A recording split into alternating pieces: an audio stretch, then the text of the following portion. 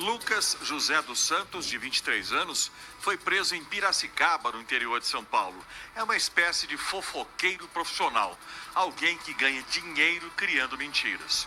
Atuou em 6 estados e fez um estrago danado em Uruaçu, norte de Goiás. Diversas vítimas procuraram a delegacia, informando a criação recente de páginas de fofoca, que passou a adicionar aleatoriamente pessoas da comunidade e em seguida fazer publicações extremamente ofensivas, insinuando traição, prostituição.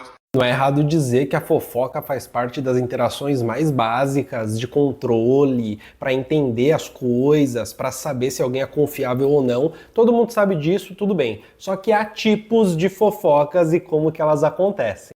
Oi, tudo bom? Eu sou Vinícius Siqueira do Colunas Tortas, sou mestre e doutorando em Educação e Saúde pela Unifesp. Aqui eu falo de análise do discurso e teoria social e hoje eu queria usar como base um TCC que eu achei muito interessante. O nome é Fofoca é Coisa de Menina? Representações do Feminino na série Gossip Girl.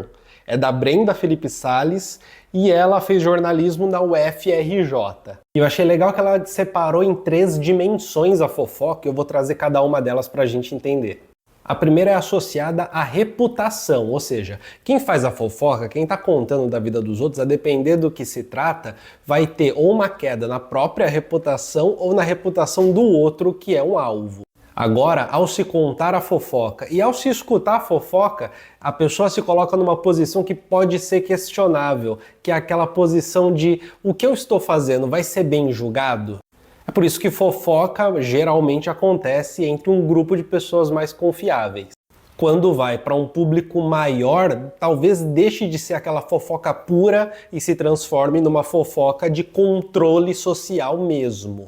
Que é um pouco do que a gente está vendo nessa notícia. A fofoca ali era utilizada de maneira a gerar um controle social e a barganhar dinheiro. Essa dinâmica de reputação é muito interessante porque se a gente para pensar só no fluxo da fofoca, o conteúdo talvez importe menos, né? É possível inventar dentro da fofoca. Então o grande ponto dela, pelo menos nesse nível mais cotidiano, está na relação entre aqueles que estão fazendo a fofoca.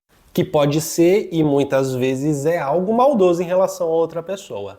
É interessante compreender que nesse nível menor, né, das reputações da vida cotidiana, o que a gente está vendo é um tipo de conflito que acontece quando todos meio que pertencem à mesma classe social.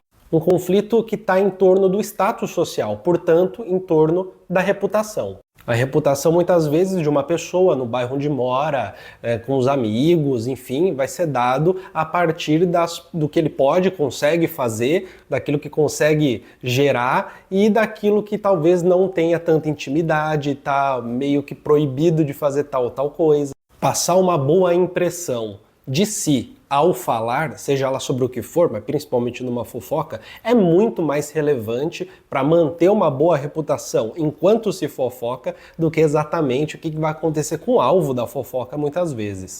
Esse é o momento também que o alvo da fofoca acaba sendo, de certa forma, desumanizado. Deixa de ser uma pessoa, passa a ser um personagem que pode ser um bom alvo para esse desabafo da fofoca, que pode ser um bom alvo para despejar ali um pouco de lixo do dia a dia. E geralmente esses alvos são pessoas estigmatizadas e a consequência disso é uma manutenção de certa relação de poder entre normal e anormal que já existe numa visão macro da sociedade como um todo. Ela se reproduz nesses pequenos espaços, quando principalmente o alvo da fofoca, da exclusão, vai ser alguém que já pertence a um tipo estigmatizado. Outra dimensão da fofoca é relacionada à memória coletiva, vai dizer a Brenda, e é interessante, né, como que essa oralidade do dia a dia ela faz com que a gente reproduza certos acontecimentos que às vezes a gente nem vivenciou.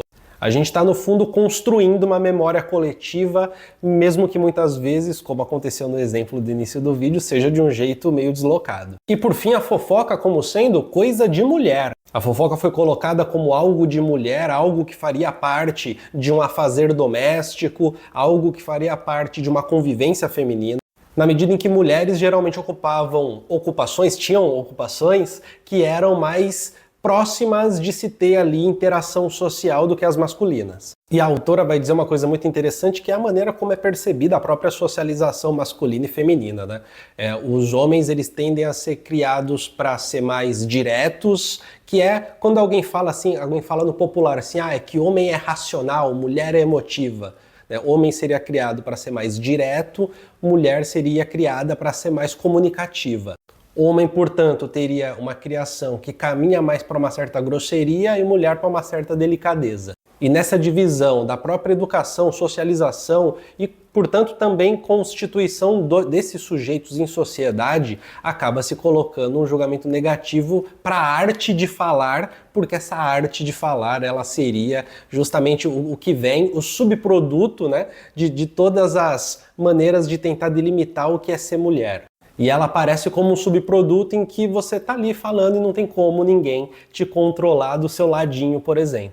É necessário criar uma figura social da fofoqueira. E aí você mesma vai ter vergonha de trocar ideia, de bater papinho furado para não se passar por fofoqueira de repente. Tudo bem, minha gente?